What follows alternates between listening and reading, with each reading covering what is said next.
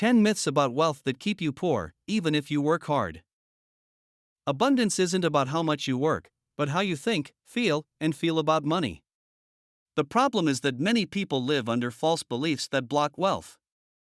These myths are so deeply embedded that they seem true, but they're actually mental programs that sabotage prosperity. Here are 10 of the most common ones, so you can identify and deactivate them. Because if you don't see them, they'll continue to rule your finances. Money is earned through sacrifice. This belief is very popular and deeply rooted. We've been led to believe that the more you suffer, the more you deserve. But the universe doesn't operate through sacrifice, but through consistency. Abundance flows to those who love what they do and do what they love, because they add value and know how to receive. Working hard without love, without passion, without conscience, only exhausts, but it doesn't enrich. Money is dirty or evil. Many associate money with corruption, selfishness, or greed. If you believe money is something dark, how can you allow yourself to have it? That internal contradiction of love and hate sabotages you.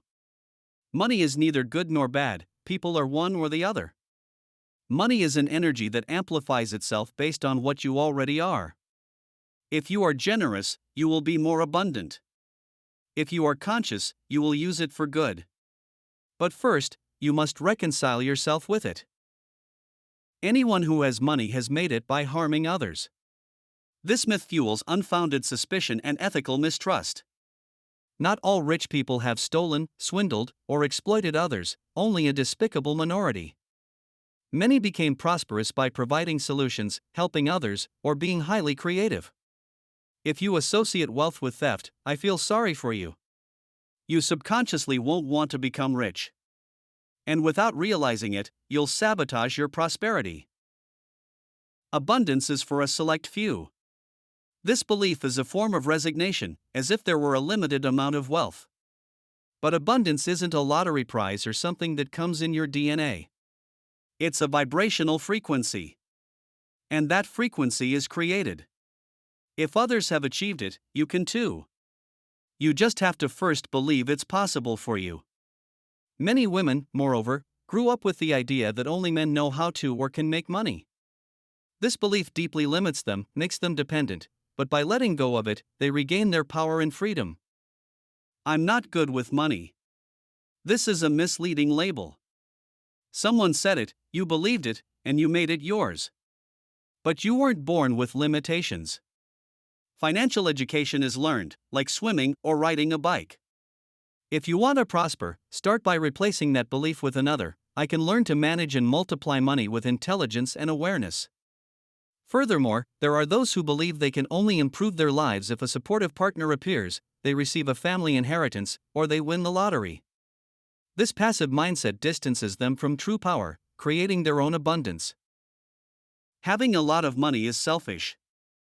This belief is common among spiritually conscious people, who believe that money and spirituality are incompatible. But it's the other way around: money is a tool for doing great good. The more you have, the more you can contribute, create wealth for everyone, and serve. If your heart is clear, money in your hands is a blessing for many.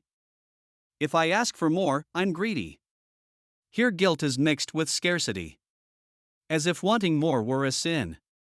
But desiring abundance isn't bad, it's natural. It's part of your learning process. Asking for more isn't greed if you do it from the soul. The important thing isn't how much you ask, but where you ask from fear or from love. Being greedy, on the other hand, is a bad thing: coveting other people's money, feeling envious of their prosperity, or flattering the rich just to obtain favors.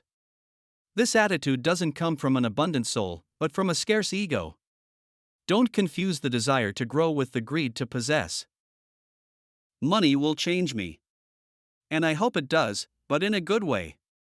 I hope it makes you freer, more generous, braver.